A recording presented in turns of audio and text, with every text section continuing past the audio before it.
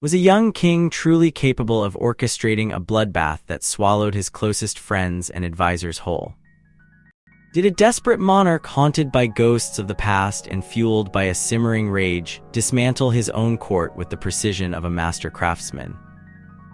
And could a king, obsessed with divine right and shrouded in extravagant ceremony, ultimately succumb to a chilling, personal vendetta that exposed a darkness lurking beneath the gilded facade of his reinvention?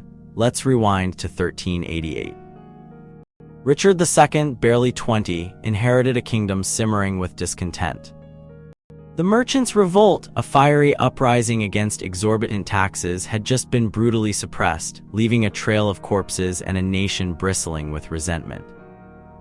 But this wasn't just about money. Whispers of corruption, accusations of royal extravagance, and a general sense of grievance had festered for years. Then, a parliament, the Merciless Parliament, descended upon London, fueled by a thirst for retribution and a desire to clip the king's wings. It wasn't a polite debate, it was a calculated dismantling of everything Richard held dear. The accusations were swift and brutal. 5 nobles, Archbishop Neville, the Duke of Ireland, the Earl of Suffolk, Sir Robert Tresilian, and Mayor Nicholas Brember, were branded traitors, accused of stealing from the royal coffers and undermining royal authority. 4 of them, those with the most influential titles, vanished into the shadows, presumed to be fleeing the country. Only Brember, a former mayor, dared to face the music, arriving a fortnight after the Parliament's opening to vehemently protest his innocence. But the verdicts, delivered with chilling uniformity, didn't matter.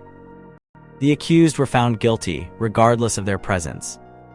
The punishments were spectacular, designed to send a message that echoed through the land. The Duke, Earl, and Judge were to be drawn through London, a gruesome spectacle of hanging and dismemberment, a chilling reminder of the power of the crown. The Archbishop was exiled, a fate equally severe. Brember, surprisingly spared the ultimate execution, was condemned to a traitor's death, dragged on a hurdle to Tyburn, then hanged, drawn, and quartered. As he recited his final prayers, a strange figure was spotted lurking near Westminster, watching the proceedings. Sir Robert Tresilian, the hanging judge, hadn't vanished. He'd gone underground, transforming himself into a beggar, sporting a ludicrous false beard and a tattered disguise. 6 days after his condemnation, he was unearthed, a pathetic figure huddled under a table, his voice betraying his true identity. His wife, overcome with grief and terror, swooned beside him as he was dragged back to Parliament, a scene of heartbreaking desperation. Sanctuary was denied, and Tresilian, a man of law, faced a horrifying end, dragged to Tyburn, forced to the gallows, and then, in a final act of humiliation, slit open while still alive. But the purge didn't stop there. The appellants, the parliamentarians who had orchestrated this bloody drama, weren't satisfied with just a few high-profile executions. They launched a sweeping bloodbath, targeting Richard's entire household.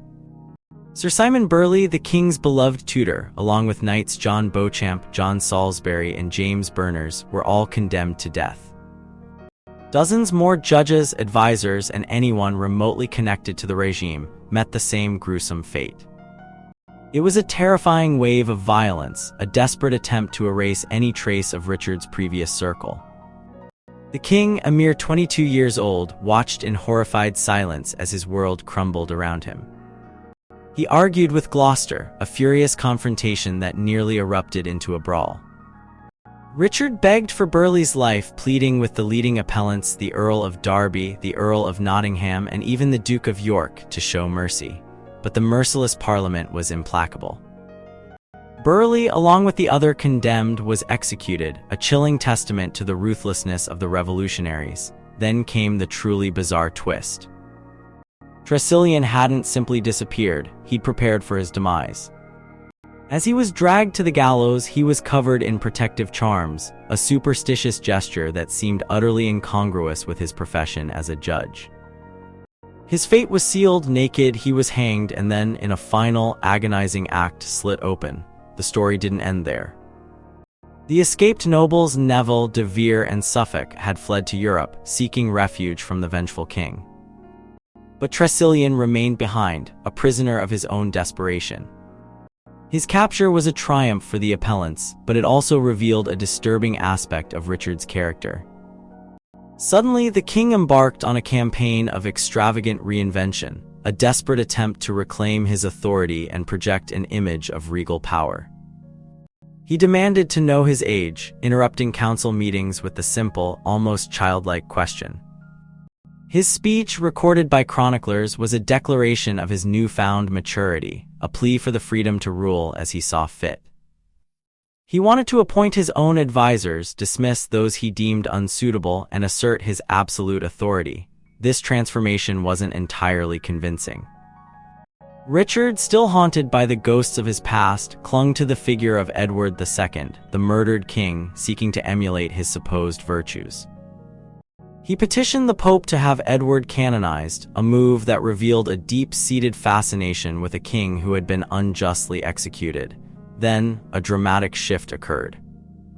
John of Gaunt, Richard's uncle, returned from exile, a powerful and influential figure. He reconciled with the king, showering him with lavish gifts, a ducal title for Aquitaine, a palatinate quasi-royal power in the Duchy of Lancaster, and a personal livery collar adorned with interlocking S-shapes. Gaunt became Richard's closest advisor, a stabilizing force in a kingdom teetering on the brink of chaos. He organized lavish hunting parties, diffused tensions with the former appellants, and effectively formed a new ruling council, a delicate balance of power designed to prevent another uprising.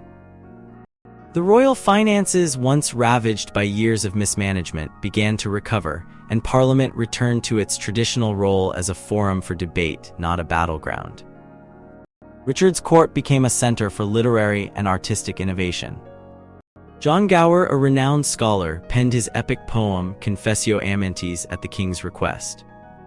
Sir John Clanvaux wrote elegant lyrics, and Edward, Duke of Albemarle, translated a French hunting manual into English. Even Sir John Montagu, a soldierly courtier, was praised for his appreciation of literature. Richard commissioned grand architectural projects, overseeing the reconstruction of Westminster Hall, a monumental undertaking led by the aging master builder Henry Yeovil. The hall was adorned with white hart carvings and statues of the kings of England, a deliberate attempt to link Richard's reign to the long and glorious lineage of the Plantagenet dynasty. But beneath the veneer of stability and grandeur, a darker current flowed. Richard's obsession with personal authority grew increasingly pronounced. He began to treat his courtiers as private favorites, demanding their unwavering loyalty and showering them with lavish gifts. He summoned the Earl of Arundel to London for a funeral, and when the Earl arrived late, Richard struck him violently, demonstrating a volatile temper and a deep-seated paranoia. Then came the death of Queen Anne, a devastating blow to the king. Richard, consumed by grief, ordered the demolition of their beloved palace, a symbolic act of mourning and a rejection of his former life. He swore an oath to avoid any building where he had spent time with his late wife, a testament to his profound sorrow. The final, chilling chapter unfolded in 1394. Richard, increasingly detached from reality, began to exhibit erratic behavior. He demanded to know his age, interrupting council meetings with the childish question.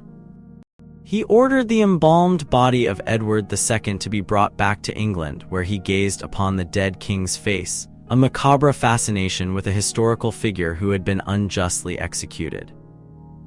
He petitioned the Pope to have Edward canonized, a move that revealed a disturbing obsession with divine right and a willingness to embrace the image of himself as a righteous ruler.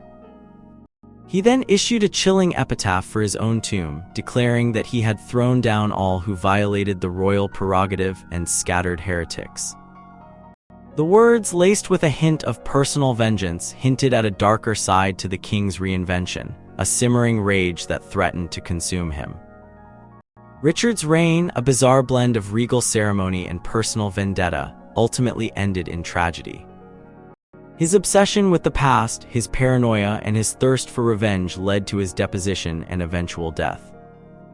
He was a king trapped between the expectations of his court and the darkness within his own soul, a cautionary tale of ambition, paranoia, and the devastating consequences of unchecked power.